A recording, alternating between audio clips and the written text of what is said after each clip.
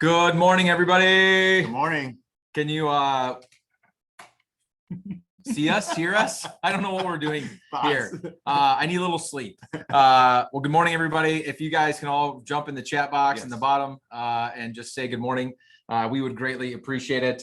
As we say every month, and I probably will continue to say this every month into perpetuity, we can't see you and we can't hear you. And so if you want to jump in the chat box and just tell us good morning.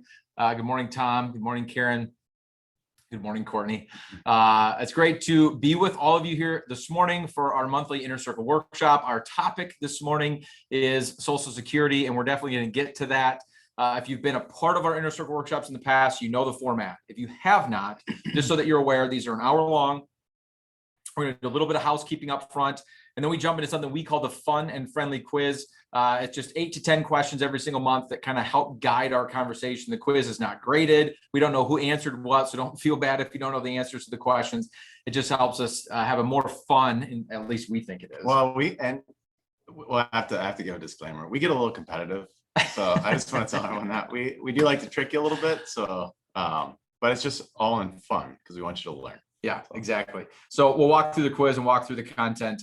This chat box is how you can talk to us throughout the workshop. Matt and I will do the best that we can to stay on top of it. Good morning, Kathy. Good morning, Ellen, Doug, Roberta, Gary. Hi, everybody.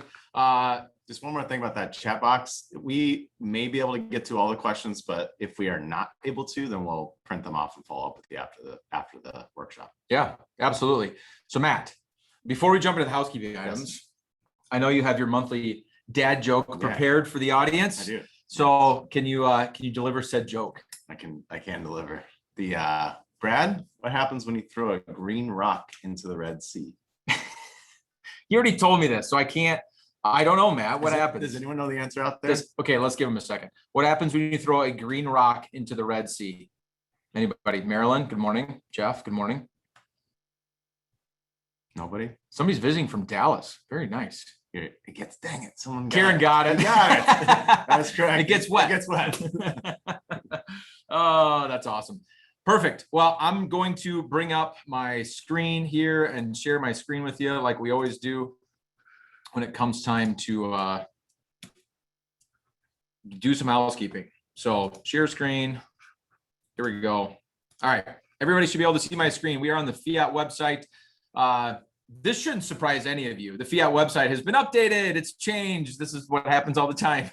So go ahead and check out the website if you haven't been to the website in a while. The education chat tab and the events tab, again, is where you're going to find all the information about free educational resources that we're constantly putting out and the events that we've got coming up. And so real quick, on the events tab, Inner Circle workshops, that's what we're at. That's what we're doing today. Next month's Inner Circle workshop is already scheduled. The September Inner Circle workshop is right here. It is on Wednesday, September 28th at 11 a.m. as they always are. Next month, September is kind of the month we always do Medicare because it's right before open enrollment. If you're unfamiliar, open enrollment starts in October, runs through first or second week of December, roughly, something like that. Yeah. And so it's just always a really good time to do a quick review on all things Medicare health insurance related. Matt and I are not the experts in that area. But the good news is we know somebody who is. And so Allison has joined us the last couple of years, actually. I think this is going to be her third year in a row joining us. She's wonderful, just a wealth of knowledge when it comes to this kind of stuff and super practical. That's one of my favorite parts about her. And again, if you are unfamiliar, Medicare, like when you look at planning and you think about the idea that Medicare is kind of like Swiss cheese. That's the analogy I use. It's got holes in it. And so you need to buy some sort of supplement to go along with it to kind of fill in the holes. Using a broker is free. It doesn't cost you anything to get a professional to help you. The policy that you end up with, whether you end up on that policy through finding it on Google on your own, or you use somebody like Allison, it's going to cost you exactly the same. And so it's one of those rare instances in life where a professional literally costs you nothing. And so having a resource like Allison is invaluable. And quite frankly, it's free. So we're excited about that. You can register for that there. If you go to the education tab, what you're going to find here is our blog. I'm going to click on this and kind of show you what's come out recently. most recent one is what is a recession? And this word's been thrown around a lot this year. Are we in a recession? Are we not in a recession? Kind of give some guidance there. We're going to talk more about this book thing coming up here in just a minute. And then 8 ways to prepare for retirement, planning for your future is another blog that we came out with here recently. And then also podcast. Our podcast, we release 2 episodes a month. The last 2 episodes, I don't even know. What are they, Matt? One will be Psychology and Money. Yep. There we go. Yep. So both of them are on this book, The Psychology of Money. In fact, why don't you tell them about it and I'll grab it and show it to you. Yeah. So Psychology and Money is written by Morgan Housel. And one thing Brad has said that I agree with wholeheartedly is there's a little bit of envy because we kind of wish we would have written this book. There it is, Psychology of Money. It's really, really packed full of good wisdom when it comes to the head game. When you look at money, and similar to Brad's book that we're going to talk about, we firmly believe that's where it all starts. And that's actually the most important piece to focus on. Yes, everything else is important, but until you have that figured out, nothing else really matters. Yeah. So what am I missing? Is there anything? Well, we have an event tomorrow. We do have an event tomorrow. What is that event? What are we doing for that event? Let me stop sharing my screen. The event tomorrow is our normal monthly happy hour wrapped into a book launch party because it is finally here. The book is finally here. Yep. Writing a book is super easy. You should all do it. It took no time at all. We just recorded a podcast episode where I get to interview Brad on the process of writing a book, which is super interesting. So yeah, so that podcast will be coming out shortly. But if you're local, we got people driving in from out of state to actually come join us for tomorrow. So that's going to be a lot of fun. Or if you're not local and you want to come join us, we're having a party tomorrow at 4 p.m. We do ask that you RSVP simply because we are providing some beverages and some light snacks and appetizers. And we want to make sure we have food enough for everybody. But we would love to have you join us. So the book launched last week, I believe. Spending money and having fun, your practical guide to a fearless retirement.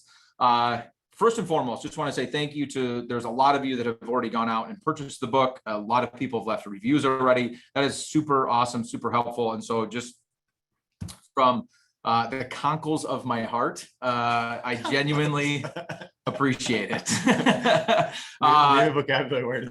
Again, it can be purchased on Amazon, Barnes and Noble, and some other places. But so if you have not gone out and purchased it, I would appreciate if you would do that as well. In fact, Matt, today what we're going to do, I don't know how we're going to do it, but I'm going to give away a book, at least one, during the workshop today. And so anyway, join us for the party tomorrow. If you haven't checked the book out, please check it out. We would greatly appreciate that as well. This is the stuff we talk about all day, every day at Fiat. And so there's chapters in here on everything from behavioral finance all the way down the road to things like Social Security, which is exactly what we're going to talk about today. In fact, one of the questions is pulled straight from my book. Maybe that's what we should do is have somebody guess which one of the questions was basically pulled right from the book. And if you can guess, we can give away a free copy. I like that. What do you say? We don't match today, by the way. We do not. That's not on me. That's my fault.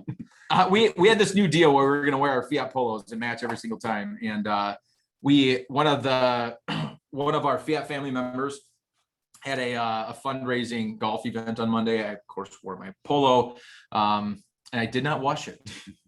And it does not smell. And awesome. I don't want to stand next to him. So anyway, my apologies for us not being in matching clothing.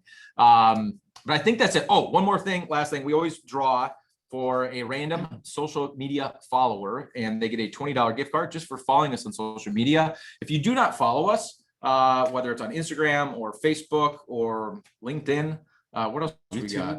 YouTube. We have a YouTube channel.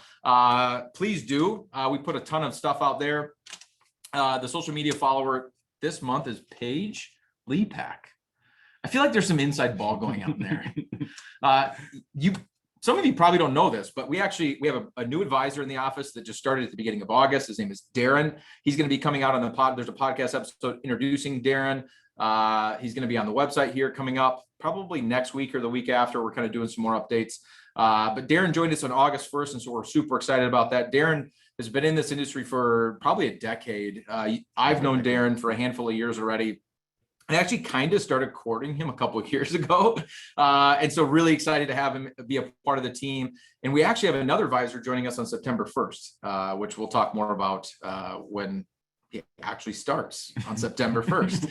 But anyway, I think that's enough for housekeeping. I think we should jump into the fun and friendly quiz. What do you say? Yeah, I think that sounds a great idea. I'm just excited that Brad actually acknowledged that a book exists, because it took pulling teeth to get him to talk about it. And now he won't stop talking about it. Well, it's one of those, in my defense, I'm not good at finishing things. So I love starting things. Matt and I talked about this. I love starting things all the time. It's really hard to finish things.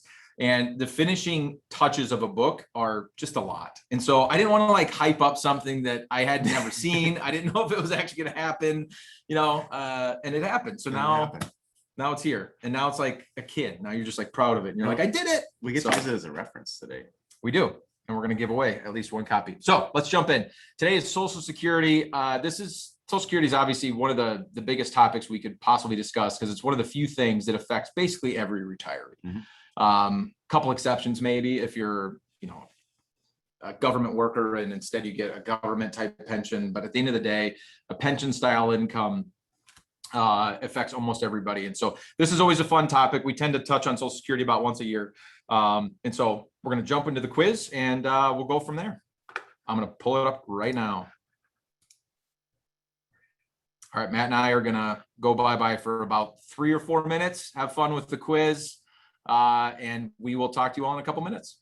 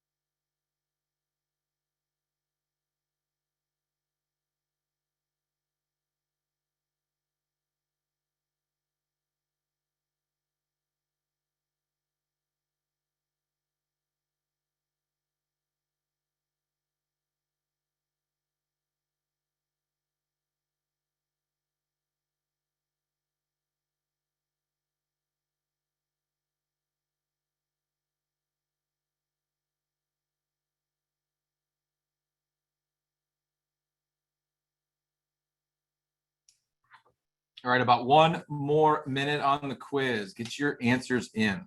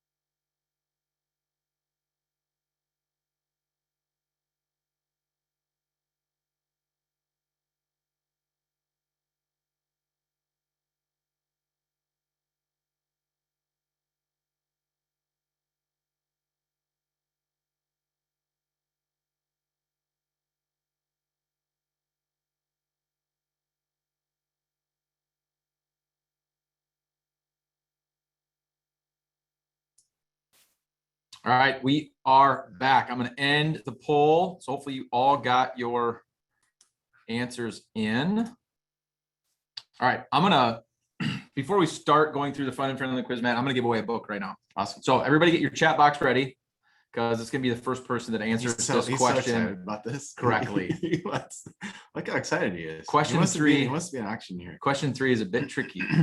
Well, we would agree. First question, first book that I'm going to give away is, who did I dedicate the book to? First person that answers correctly, who did I dedicate this book to, gets a James wins. Oh, Tom. It is dedicated to my wife. Just my wife, not my kids. I don't love that. I'm just kidding. I couldn't even get it out. I couldn't even get it out of my mouth. I couldn't even say it. It felt icky. I did dedicate it to my wife. And James, you're a very fast typer. Congratulations, James Cole. You win the first copy of the book. Courtney, I know you're listening, so I need you to write that down. Let's go ahead and go through the results. So, question number 1. Right. Matt? Yeah. Social Security was first enacted in what year? The options were 2% of you selected 1899, 7% selected 1919, 80% of you selected 1935, and 11% selected 1956. Congratulations, you guys. Overwhelming majority of you got it correct. Matt and Brad 0. Yeah. Here we go. Fiat family 1. Yeah. So, and We should have a scoreboard. We should just have a scoreboard. We should put it right here. Congratulations, guys. You got us. So you're in the lead. It was 1935, and a couple fun facts are actually in Brad's book that we're going to pull up and show you. Brad, who's the name of the first recipient of Ida Mae Fuller?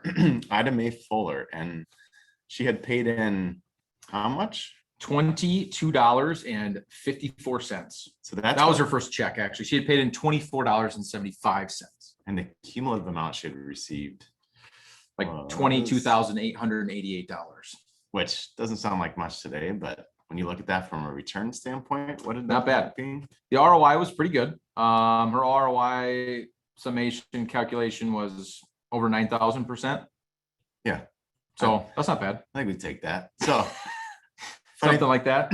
Funny thing about that, though, when we look at that and we look at 1935, I mean, originally Social Security was not intended to pay for benefits for as long as people live these days.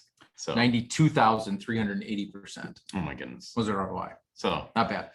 No, so in 1935, it was enacted to basically keep people out of poverty at end of life. It was never this idea that we call retirement today, this kind of picture that people have of 60, 65 years old, not working, and being in this phase of life for 20 or 30 years.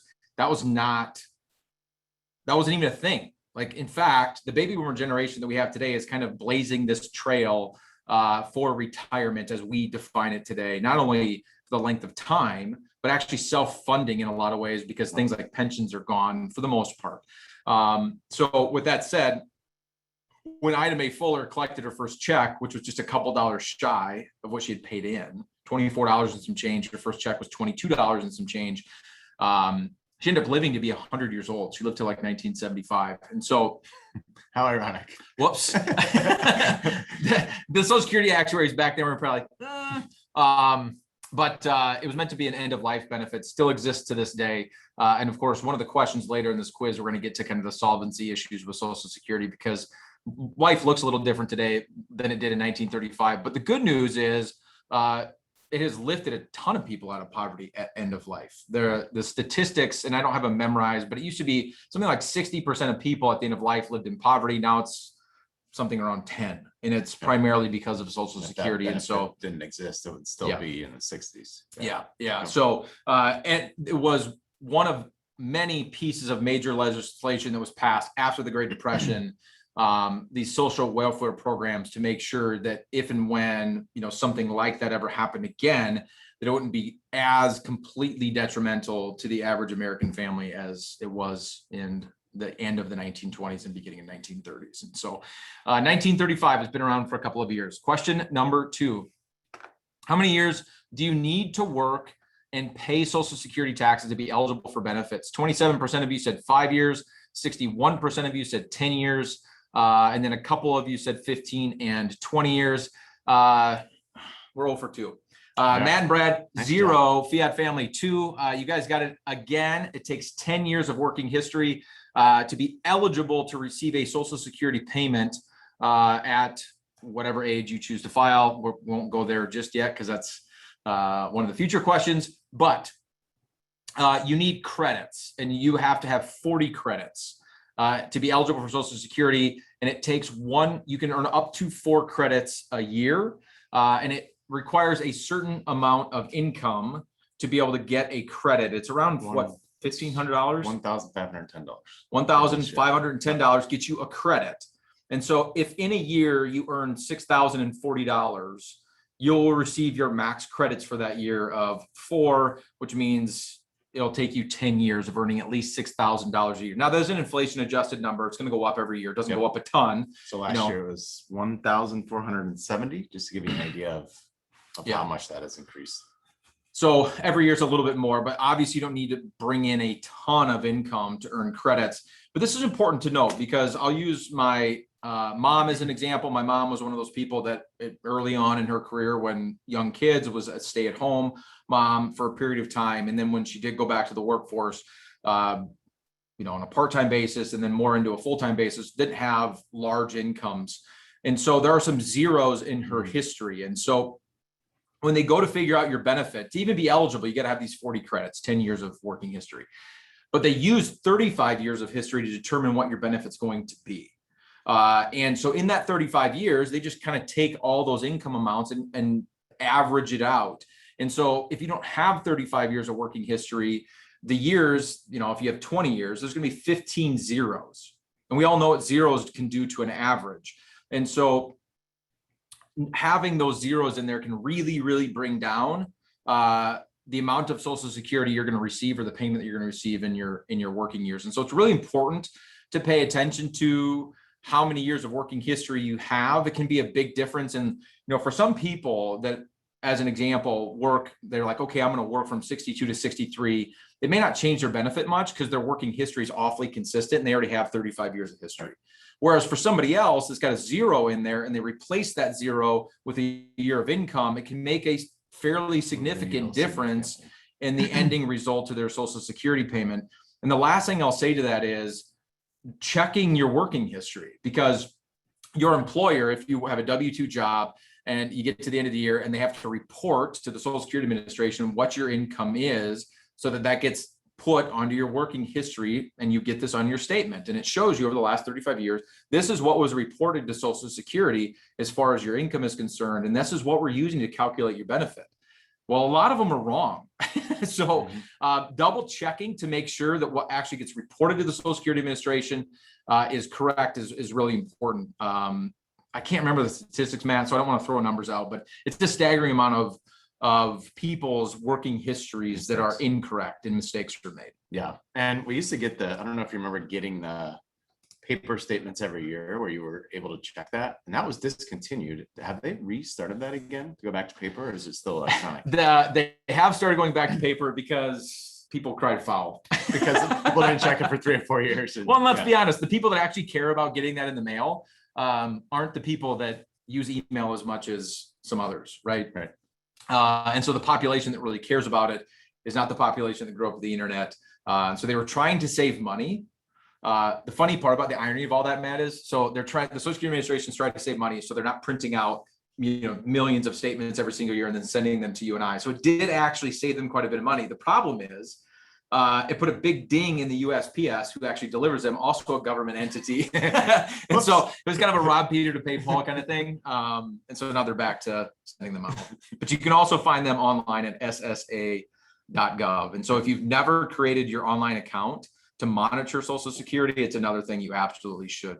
I would do that anyhow when it comes time to file. It's if you have a very straightforward case, then it's much easier to go that direction than it would be to make an appointment at an office as well. Yeah. So we got a question on the 35 years. If you have more than 35 years of working history, you're going to use the biggest numbers in the top 35 years in that time frame.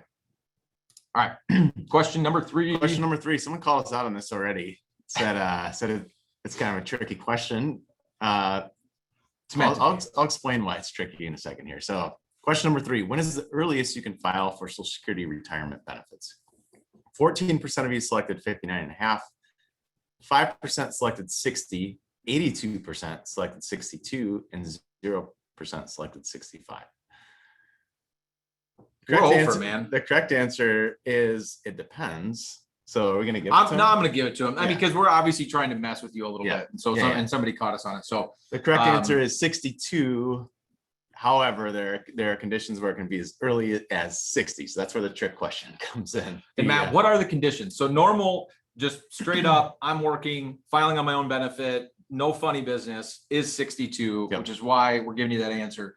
But what are the requirements to be able to take it as early as 60? So at 60, it'd be a widow or widower, and that would be the scenario where you would be able to actually collect on that benefit. Yeah. And as you dig into that further, there's several different scenarios that I've personally dove into where it was an ex-spouse that had passed away, and we can still take a widow or widower benefit on the ex-spouse, provided some other criteria was met.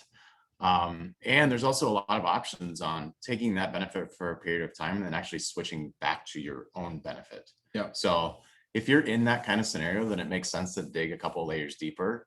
And it might mean that we do have to go into a Social Security office, but it can definitely be worth it. So Yeah, I mean, it's a big bar. Going into a Social Security office is not a super awesome, fun experience, but definitely worth it. Matt is correct. All right, question number 4. At what age can you receive your full Social Security benefit, full retirement age? 2% of you said age 65, 7% of you said age 66, 9% said 67, 14% said 70, and 68% said it depends. Again, you guys are dominating, which I got to be honest, like after last month, I think last month was the first month we've ever won where Matt and I you guys got more questions wrong than right. You guys normally absolutely on the whole dominate these quizzes, and today is no different. The answer is, in fact, it depends. Depends on when you were born. And so back when Social Security was first enacted in 1935, full retirement age was actually age 65. But the Social Security Administration and the trust fund hit its first kind of big funding problem in the early 80s. And so we all know that there's a funding problem today. We're going to get to that at a later question. So I want to steal the thunder there. But back in the early 80s, they were dealing with similar problems that we're dealing with today. And one of the things that they did was they changed full retirement age. It was actually in 1983, they made a bunch of changes. Full retirement age changed to either age 66 or age 67, depending on when you were born. And for some people, it's in the middle, 66 in a handful of months, or a couple of months, or 10 months. And so if you're born between 1950 and 1960, you're gonna be in that kind of bridged gap where it could be 66 in 2 months, it could be 66 in 4 months, depends on where in that decade you were born.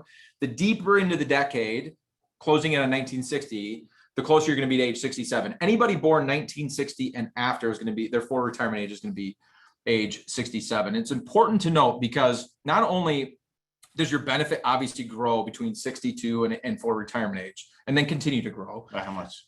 Well, 7% between 62 and 66. Oh, is that another? I think we have a question. No. Shoot. They already took the quiz. Okay. If they got it, they got it. But the other thing to note is if you choose to file early, but you still want to work, you just need to be cognizant of that because you're allowed to work. You can file at 62 and stay working, but there are income restrictions where if you earn too much, they're going to start to claw back some of your Social Security benefit. In 2022, I don't have the numbers memorized. I think it's around $16,000 of income, give or take, that you can earn with no. It was 2021. It was 18,240. Okay, so it's a little over. Yeah, it's a little more than that now. It's inflation adjusted. 18,240 last year. It's mid 18s this year. 60, I believe, is what it is for 2022. Okay. After that, if you earn more than that, they're going to start to reduce your benefit. For every $2 of income you earn more than that threshold, they're going to claw back $1 of your benefit. Now, you don't lose it. They kind of keep it in the little account on the side. And then when you hit full retirement age, they use that pile and put it back into your benefit and will slowly pay it back to you over your life expectancy. But it is just something to be cognizant of if you're going to file early. Yep. So, and that's just called the earnings test. So we get that question quite often when if someone decides they do want to work a bit. There are scenarios we run into where it actually doesn't make sense to do that, depending on, where they would be in the income spectrum. So, yep, absolutely. All right, let me pull this back up. Question, what are we on here? you're on question number 5. Here we go. This was You asked I from asked it 62 to 4 This is retirement true. age, and the answer is different. This is true. So if I was just trying to catch Brad off guard, and he didn't give it up. If you wait to claim Social Security benefits past your full retirement age, going back to the last question, Yep. Again, it depends on where you were born, somewhere between 65 and 67. 66 and 67. 66 and 67, sorry. That's going to be based on your full retirement age. Your benefits will increase by how much each year? 18% of you selected 4%, 16% of you selected 6%, 59% of you selected 8%, and 7% of you selected 10%. Congratulations. Once again, you are correct. So if We gotta get one. we will. Oh, wow, he is confident. confidence. He maybe cheated and looked ahead. No, it's not cheating. It's right in front of me. The correct answer is 8%. So when you look at this one, I would like to just take this one layer deeper. So when you look at this, if I put myself in that scenario and say that my full retirement age was 67, I may look at that 8% number. And if I'm in the investment world, I'm going to say, holy cow, 8% per year. That's incredible. But I do think it makes sense to peel the layer back a little bit deeper in that it's an 8% raise on what our income would be. It's not 8% growth on a chunk of money. So it's not, an 8% compounding growth. It's merely a pay raise of 8%, which isn't something to sneeze at either. But in certain scenarios, we may forego that depending on what all the other factors end up being. So in a lot of scenarios, we will end up waiting until 70 to take advantage of that 8%, but that's going to depend on what's going on around us. Yeah. Number one, and what that particular scenario is. So Yep. if the priority is And that- taxes and other things. Yep. So first and foremost, just like we talked about in Brad's book and the other book we referenced, let's focus on what is important to you, or the two of you as an individual or a family, and then from there, then we make the decisions on how everything else fits in. So It's part of a puzzle. We got a really good question here that says a couple age 60 plus friends have said they recently started working with their planners and decided to have one of the spouses who has the lower payment start earlier in life, and then the other spouse who has the higher payment wait until 67 or later. Basically, any idea why they might be doing it this way or what is kind of behind this strategy? And so obviously I don't know their exact situation, and so I can't speak to the exact reason, but I can tell you in concept, one of the reasons you may want to have the spouse who has a lower payment filing earlier and then the spouse who has a larger payment waiting to file later is because at the death of the first spouse, the surviving spouse gets the larger of the two payments. And so the strategy, at least this is the most common reason I see this, is because we want at least one payment to be quite significant, so that at the death of the first spouse, we're not losing the vast majority of the total Social Security income coming into the household. And so taking that earlier payment is just kind of, hey, we're going to get this one rocking and try to get as much money out of the system as possible. But we don't want both payments to be smaller so that at the death of the first spouse, we, lose half of our Social Security payment kind of thing. So I don't know if I explained that super well, but it usually has to do with kind of the survivor benefit and that kind of long-term widower type planning.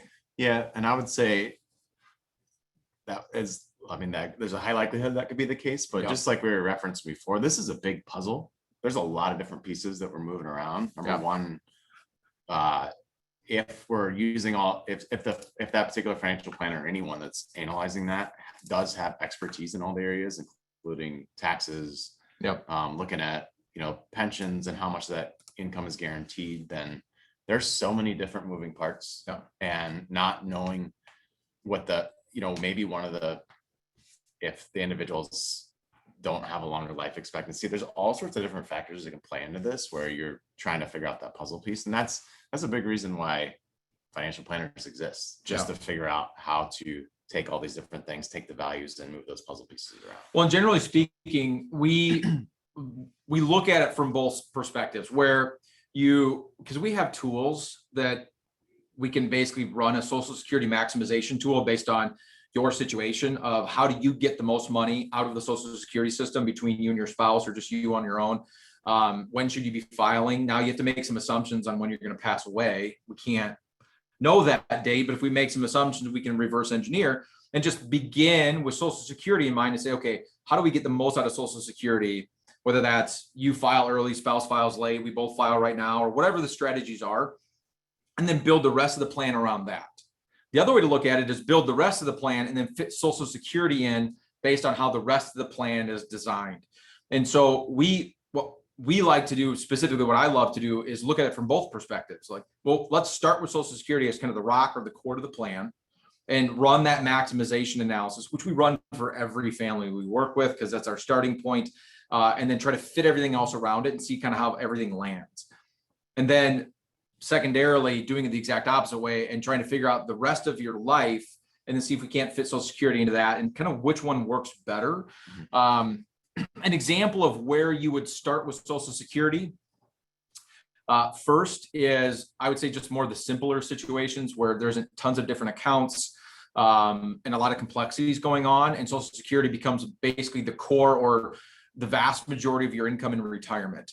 Means that's probably where we're starting, right? Whereas if you get families where we've got 15 different accounts, millions of dollars of assets, kind of legacy provisions, things like that, that we're more concerned with, then a lot of times it's the opposite, where we need a lot more complicated tax planning, and Social Security can have an impact on that. And so a lot of times we'll start with the other assets in mind and kind of build Social Security around that instead. So it just is, there isn't a right or wrong answer to the way that you file, but just understanding the kind of some of these moving parts of how it works at least helps you understand a little bit on why we make some of the decisions that we do.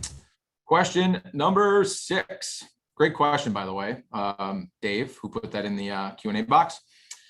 Married couples must both have worked and paid Social Security taxes to each receive benefits. 2% of you said true. 98% of you said false.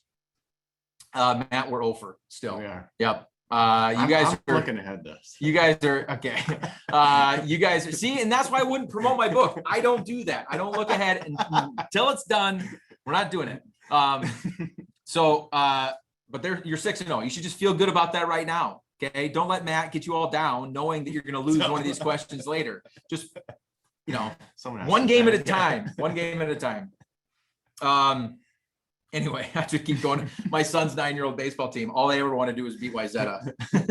And we had to play Wayzata, and I was like, stop it. You got to play the game that we're in right now. We did beat Wayzata. That's the end of that story. That's the end. So the answer is false. Your spouse can file off of your working history. And this was built with this idea in mind that one of a married couple, one of the spouses stays home to take care of the family. The government basically puts a value on that. I don't know what it is today. I remember when I got into this industry, this is 16 years ago, that they valued a stay-at-home mom at like $60,000 a year. That was kind of the working equivalent. And so I don't know what that inflates out to these days, but the bottom line is if your spouse doesn't have enough working history to file on their own, they can file based on your benefit, and they're going to get half of your full retirement age benefit. If they file early, of course, it's going to be reduced, just like yours would be reduced. But the bottom line is they take care of the spouse who stayed home with the family. Yep. One more thing I'd add to that is just we kind of alluded to this in an earlier question about the widower, but from a planning perspective. Take a scenario where we have one working spouse, one stay at home, and one benefit is $3,000 and one is $1,500. One really important thing that people don't think about when it comes to the planning piece is if the spouse with the higher benefit passes away, that's going to change the scenario for that surviving spouse. Yep. And so we're not going to talk about that a lot today, but it is a really, really, going back to that question that was asked before, that is a really important planning piece where it makes sense to take it one step further. Yep. So, All right. Question 7. I haven't looked ahead, so I don't know if this is the one you guys got wrong. it is. Ah, Yeah. This is kind of a trick question. Question: Social Security is one of the few tax-free sources of retirement income. 86% of you are wrong. wow. It is That kind was of not very Minnesota of you. I'm from Iowa, so yeah. No, 86% selected false, 14% selected true. This is kind of a trick question. So I'm going to take the opportunity to reference Brad's book here. So I'm going to pull up the Social Security chapter, page 43. I'm going to show you what this looks like. So this graphic that you're seeing here, this is showing what is called the calculation for provisional income. And so provisional income is a calculation to decide how much of that Social Security benefit actually shows up on your tax return and is taxed. So as you'll see here, depending on if it's an individual or if it's a couple, 32% or 32,000. Social Security benefit, 50% of that Social Security benefit would, up to 50% would be taxed at $32,000 of income. Again, that's the income that shows up on your tax return. So there's a couple nuances there. And up to 44,000, now 85% of that Social Security benefit is being pulled onto the tax return. You'll see the numbers for individuals as well. So the correct answer is that Social Security can be a tax-free source of retirement income. And if we take that a little bit further, we do have a bit of control in some scenarios around how much of your retirement income hits the tax return. So this ends up being a somewhat complicated puzzle to solve, depending on the scenario. So And to try to simplify it just a little bit, the bottom line is this: depending on what your provisional income is, which is derived of 4 things. It's half of your Social Security benefit, all of your ordinary income, earned income, Yep. 401ks, IRAs, the job that you have maybe still, pension money, typically, things like that. All of your capital gains, all of your qualified dividends, and any non-taxable interest you have. So if you have municipal bonds, things like that, all of that counts. They add all of it together. And if the number's low enough, if your provisional income is low enough, you will not pay federal taxes on your Social Security, any of it. And so once you start to kind of hit the grid, more and more of your benefit will be taxed as your provisional income grows. The maximum amount of your Social Security benefit that can be taxed is 85%. Not an 85% tax rate, but whatever your tax rate is, 85% of it can be taxed. Everybody gets 15% of their Social Security benefit tax-free, minimum. So anywhere between 15% and 100% of your Social Security benefit is going to come to you tax-free. How much in that swath between 15 and 100 is going to depend on what your provisional income is. And to Matt's point, depending on your situation, we might have some control over that. With those thresholds being $44,000 for a married couple, significantly less than that for a single filer. If you're the type of person that's like, well, I can't live on $44,000, so I'm never going to be below those thresholds. I will never have less than 85% of my benefit taxed. There are certain things and monies that you can live on in retirement that don't count towards your provisional income, things like a Roth IRA distribution, or just money out of your checking account. And so you can live on more money and have a lifestyle above those thresholds. It all just depends on what hits your 1040 at the end of the year. And so we do a ton of planning around this, because there are years where early in retirement, we're purposely taking all this income in with the idea that later in your retirement, maybe mid to late 60s or early 70s, that because we've taken all that income in already and kind of paid the bill or prepaid the IRS, that later in life, your provisional income is going to be below the threshold and you're going to get it tax-free for the rest of your life. Because you start to think about your Social Security paycheck, let's just easy numbers, say it's $2,500 a month. That's 30 grand a year, right? Social Security. And if you're going to get that with no pay raises, again, just keep math simple. Let's just say for 10 years, that's $300,000. You start to think about the amount of taxes you're going to pay on that. and being able to get that tax-free, it really does make a huge difference. And so part of what goes into when to file and how to file is this tax impact and how the rest of your 1040 looks before we add Social Security into the mix. And can we affect some positive change there? Yeah. And then one additional thing on top of that is we are talking about federal, holy cow. We're talking about federal income taxes here. There's also a state income tax piece of this as well. And I believe as of 2022, there's 13 states that tax Social Security income. I believe that was 12 last year. Yeah. I don't know who was added on to that, but you lucky folks in Minnesota happen to be on that list. We live in the state of Minnesota. We're one of the states that actually taxes your Social Security as well. Thanks, Nick. Nick went and updated my numbers from 16 years ago to today. Staggering. $178,000 now is how much a stay-at-home mom is worth. I don't know if that's, that's not from a government perspective of how they're calculating benefits, but that's a different way of looking at it. But I would agree. My wife recently became a stay-at-home mom, and it is awesome for me. I would, if I could afford to pay her that, I would pay her $178,000 a year to do what she does. I think we've got one more. Nope, we're good. We answered that question too. All right, let's go to the next question here. Question number 8. Just as a reminder, it's 6-1 right now. So you guys can't lose. Just so you know, there's only 10 questions. You're already up 6-1. Question 8, when you die, your surviving spouse can receive how much of your monthly Social Security benefit? 5% of you said 0% of it. 30% said 50. 7% of you said 75. Almost 60% of you said 100%. And that is 0% said 150. You do not get a pay raise from the Social Security Administration when your spouse dies. Nobody went for that. You know our government too well. You guys got this correct. So the bottom line is, like Matt and I talked about earlier, we kind of alluded to this.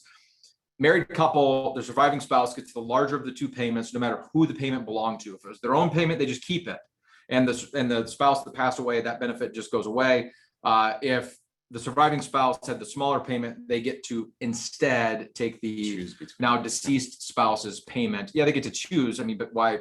Technically you get to choose, but nobody's going to take the smaller of the two payments. And so the correct answer is in fact 100%. I don't think we need to talk about that one too much. No, we talked about that earlier, just with the planning piece of it.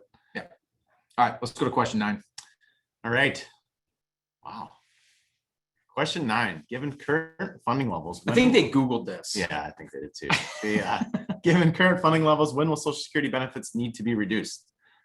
14% of you selected 2027, 80% selected 2034, 7% selected 2050, and 0% selected 2083. Nicely done. It's a golf clap. So the correct answer is 2034. This is a moving target, and it will probably continue to change over the next couple of years. When you think about this further and the deeper Brad and I dug into this to figure out some updated statistics, it is in the news a lot. To get updated statistics, you've seen that moving target move substantially just over the last few years. Yep. And at one point it was 2035. Most recent is 2034, and it's estimated that based a couple of years ago it was 2037. Right. So it has changed. Based on projections, population projections now. So think about it. We have a population that's paying in. I think before we even start getting into this, I want to preface this by, this is not a Chicken Little thing. The sky is not falling. Even if 2034 is correct, what the point Matt and I want to impress upon all of you is it's going to be okay. Even if the worst case scenario happens in all of our minds of 2034, the trust fund is gone, the savings account is gone, which is what they're referencing, because not only do we have new income coming in every year to Social Security through taxes, but there's also a trust fund, an account, a savings account built up. What they're saying is the savings account will be depleted by 2034. Then, So yes, great point. Think about it. We have people paying into these taxes every year, and if you are currently I'm one of them, and I'm one of them. Yep. Yes. So if you're currently working, you see that and you pay attention. Do you remember that episode from Friends when Rachel gets her first paycheck? She's like, who's this FICA? And why is he taking all my money? That guy. So there's people paying in at the same time we have people collecting on this. So we're putting into this pot of money and we're drawing off at the same time. So The easy way to think about it is like your budget at home, right? You're working, you have income coming in the door every single month, and you have expenses going out. There's still income coming in. Yep. Every single month, right? All millions of people, 150 million people paying into the Social Security system every single month. So based on projection, when you dig into this, the projections are going to look at, all right, how many people do we project to be working and paying into this? How many do we project to be collecting on this? And that 2034, based on that, we'd be funded at a 78% level. So we're not talking about going from 100% to zero. It's based on population projections, which if you look, and you dig a bit deeper into this, you'll see, a lot of the talk was around overpopulation, and now you're actually seeing a lot of opinions on the other side that say there's going to be underpopulation. So because of the fact that we're not having as many kids, there's just not as many people projected to be paying into that payroll tax in the future. So well, when the actuaries put all this together, they assumed we were going to continue to have the same amount of kids that we were having back when they enacted Social Security, and that just hasn't happened since the baby boom generation. There was an average of about 3 kids per family. Now it's down to 2 kids per family. So the bottom line is there's just less people paying in. And because of that, we can't, the projections just don't work for us to continue to fund at the levels that we are. It doesn't mean it's going to completely blow up and then one day your Social Security is going to go away.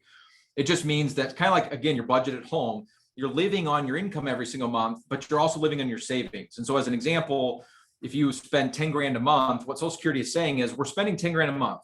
Right now, 7,800 of that is being funded by our income.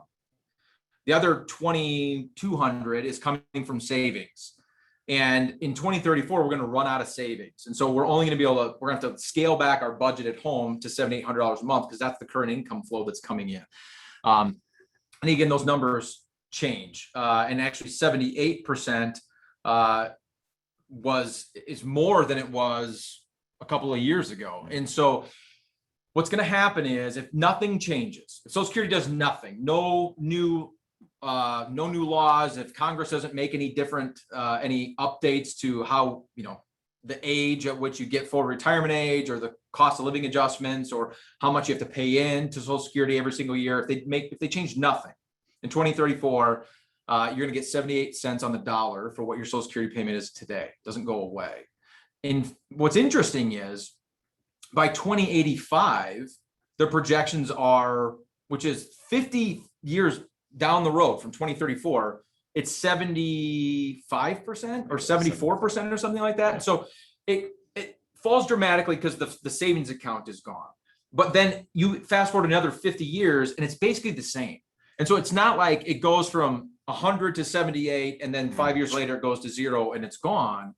That's not what's going to happen. That's not what is projected because we're always going to have working people paying into the system. And so what needs to happen is they need to update something to maintain current funding levels. And so going back to the last time they did anything was in 1983. And in 1983, what they changed primarily was the full retirement age. It went from age 65, as we just talked about before, to age 66 or age 67. The current proposals that are out there, and there's been a lot of different ones, but the most up-to-date proposals are to change the CPI, which most of us probably didn't care about until the last couple of years. Now, all of a sudden, these cost of living adjustments that you're getting have been quite significant. Last year was 5.9%. And I think if the year ended right now, it'd be around 8% already. And there might be even a little bit more than that. So they're talking about possibly changing that. They're talking about possibly changing, because right now you pay into Social Security until you get to about $140,000 of income on the year, and then you stop. So if you're one of those people that's lucky enough to make more than 140, you don't have to keep paying into Social Security on every dollar that you make. They're talking about reenacting it. So it does shut down at about 140 to 150, again, inflation adjustments every year. And then turning it back on once you get past $400,000 of income.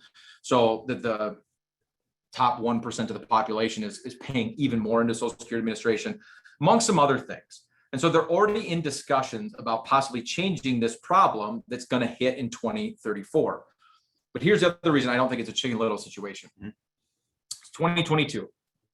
right? Which means 2034 is 12 years away. The last time they made changes in 1983, it wasn't because 12 years later, right? Or 13 years later, depending in, 1983, that would have been in mid 1990s, 1995, because they said, oh, in 1995, we're going to run into funding problems. And so we should probably make some changes. They were like right then and there. It was right in their face. And so Congress was forced to make some changes at that moment to keep funding where it needed to be. So my guess is they'll continue to have this conversation, but there's going to be a lot of meaningful change until we get much closer to that date where it's forced upon them to make that change. Yeah. Now, that's a guess. I have no idea. But if you take anything away from this, we just want everybody to understand it's not like Social Security is going away, because we get that question all the time. Well, do you think I'm probably not even going to get Social Security? In 2085, it's still mid 70% funded based on all of their projections right now. You can think about some of those small changes. It sounds like you move the full retirement age up by 3 years. It sounds like a small change, but that little lever can make such a large difference when it's that large of a just large of a pot. Question here is, assume there is a 10% increase in Social Security benefits for 2023. Will a new retiree in 2024 still receive 10% increase in his or her benefits if he or she retires in 2024? So your projections, when you get your Social Security statement in the mail, and it says, hey, this is your projected Social Security payment at age 62, age 67, age 70. First and foremost, those are projections. That will not be the exact number. Have you ever seen somebody that got the exact number that their statement said? I don't think so. I don't think so either. Not down to the dollar. Obviously, the closer you get to retirement, the more accurate they're going to be. For somebody like me who's 40 years old, it's pie in the sky because it's too far away. But the calculations that they use and the baseline income that they use when they use the calculation, here's all of your income. And so of the max benefit you can receive, you get this much of it based on your earnings history. The max benefit you can receive does go up.